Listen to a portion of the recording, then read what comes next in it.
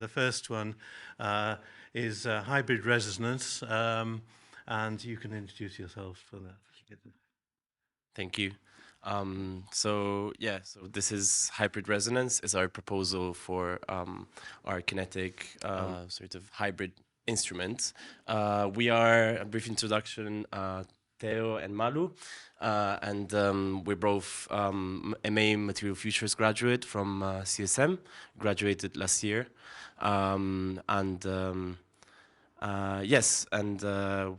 start of the project. So I'll tell you a bit about the starting point of our project. Last year, we did a collaborative project with Google DeepMind, and what we wanted to research, which is we started to research ethics and gender biases within AI. And after a lot of research, we actually realized that we didn't want to design a solution, but we wanted to design an alternative. So we created this instrument, which is a self-playing instrument. Is one part is played by an AI, and the other part is actually played by Theo. And the idea is we made a closed-loop system. So we didn't use any data sets from big text structures, and we based all of it. So it's a closed-loop AI system. So away from biased data sets to develop to create a safe space to interact with AI and just have some fun with collaborating what it can do. So if you wanna.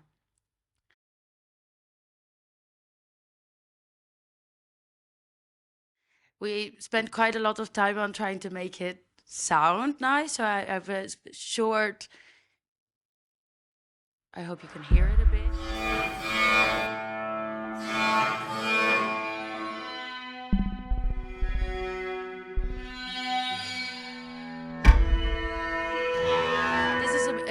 It's also a video. A brief introduction on how we did it. So we used the Wekinator, which is a platform developed by a research center of Goldsmiths. And we used, so the Wekinator would listen to what Theo would be playing. And then through a couple of different steps and a data set built by us two, it will come up with a response for Theo's playing, and then that will be translated to the movement of the bow with an Arduino. So the steps are quite simple, and if you can move on to the.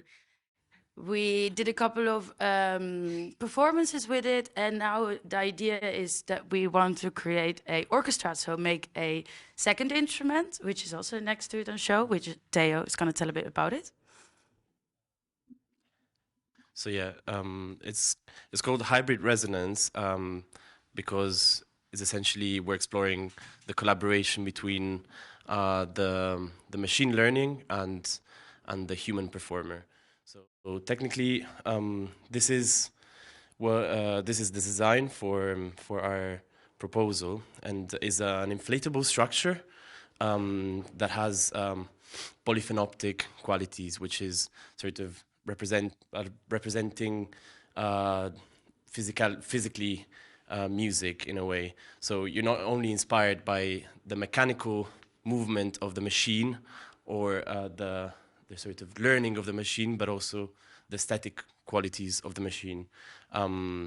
That is an interpretation that you can interpret yourself in a way. For me, it's like breathing and so we were looking at all these instruments such as bagpipes that have that inflate and deflate.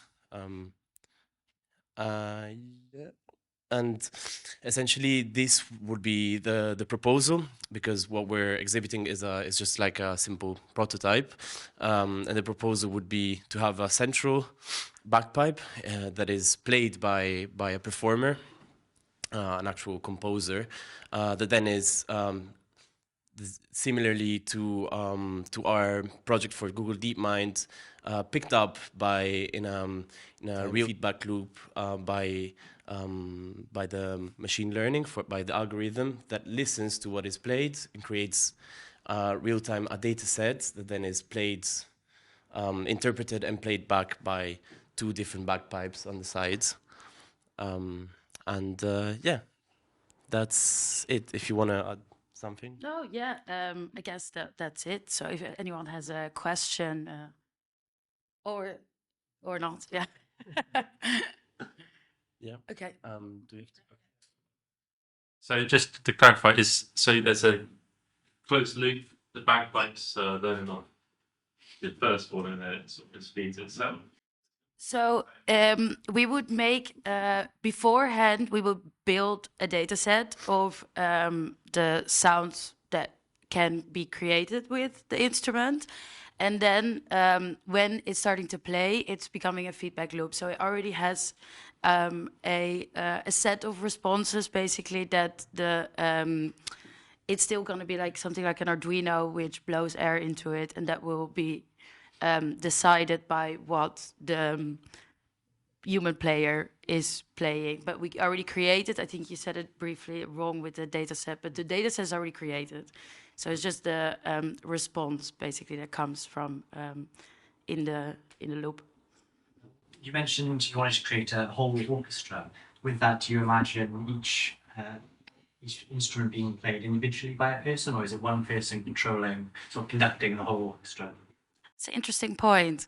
I don't know. So from now on, the only person who actually played it is actually Theo. So I guess it will be. We'll just like add more to his like, you know, and then at one point a drum with his foot, something like that. I don't know. I see it more like as you individually play the single instruments. So it's a tool. I see it. I mean, maybe Malu has like a different view on it. I cannot force my view on her, but I see it more as a tool for like actual producers that want to go there and explore machine collaboration and actually use the single instruments in different isolated environments and then record whatever is produced and then play with it, you know, in a studio, essentially. Yeah. Of it playing then. Yeah. The violin or The violin. So what is the AI response from it? What was it like? As you're a musician, how did it fare? So I'm not a musician myself, but Malu is. Actually, she composes electronic music. But the response was, I mean, you worked on the AI mostly.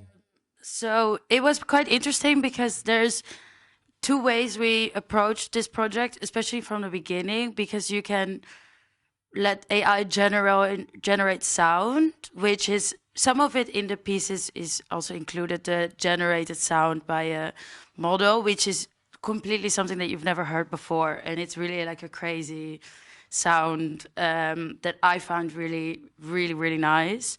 But we wanted also to see how it would just like translate to some like an acoustic instrument, and it's doing movements that, because we pre-trained it, we predefined the movements, so it can only do a set of like 12 movements. And if we would have completely their own mind, when we would have need like much more expensive motors or much more developed using of, I don't know, engineers and whatsoever, then probably like crazy stuff could come out. But now, because we already gave it like a set of restrictions. But still, yeah, still I think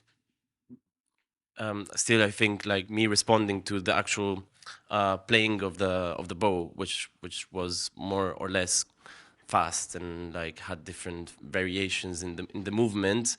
It had some sort of character that I would respond to, but it's pretty machinic because it goes back and forth. But I did realize that when we were performing it, or slower. maybe you would also try to play things to make it have certain outcomes.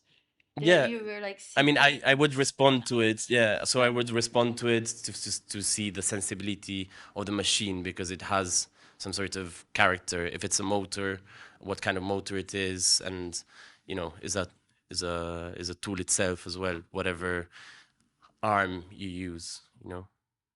Yeah. Yeah, fascinating. I remember synthesizers being invented many years ago. I'm showing my age there, and this is a kind of another generation of that kind of development. And I also think of jazz, you know, improvisation. Instead of jazz players, you'll be improvising with AI beasts and characters on the stage. So the excitement of audio innovation is as much as visual innovation as we're seeing with AI, chat GPT, etc. There's such a revolution happening that it's difficult to keep pace, as I think we said in the introduction to Interplay. So thank you very much. Thank you.